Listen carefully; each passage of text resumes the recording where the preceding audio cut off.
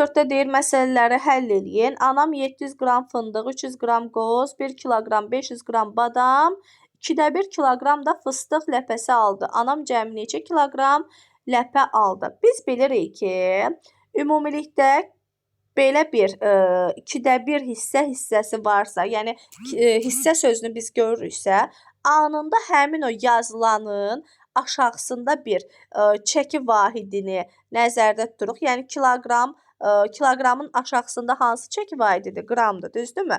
2də 1 sözü də hər zaman işarəsində, hissəsində bizə yarım sözünü verməlidir. Yəni yarı deməkdir.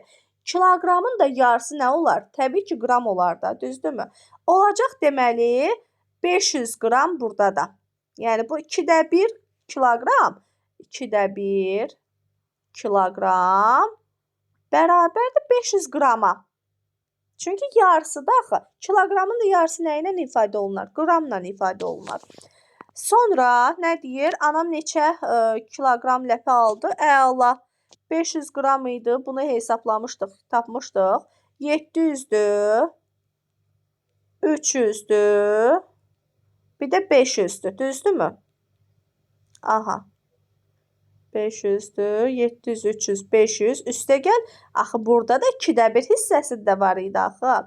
2də 1 hissə də 500 eləmişdik. Yenə 500-ü üstünə gələrik.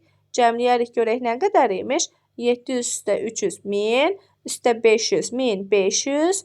500 də oradan 2000. Deməli, anamız 2000 qram ləpə aldı. Buradan üstündən yazıram. Yerim yoxdur. 2000 qram ləpə aldı. İndi bu 2000 qramı da kiloqramla ifadə edəndə, kiçikləri böyüyə çevirəndə sıfırların yeri 2 kiloqram, 2 kiloqram deməli ləpə almış olacaq.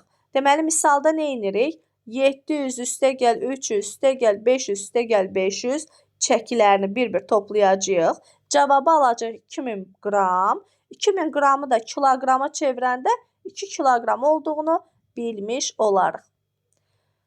B tapşırığında bəs nə deyir? B tapşırığında deyir ki, yarım kiloqram alma 2 manatdır. 3 kiloqram alma alan alıcı nə qədər pul ödəməlidir? Yarım kiloqramı 2 manatdırsa, 1 kiloqramı nə qədərdir? Bir dəqiqə.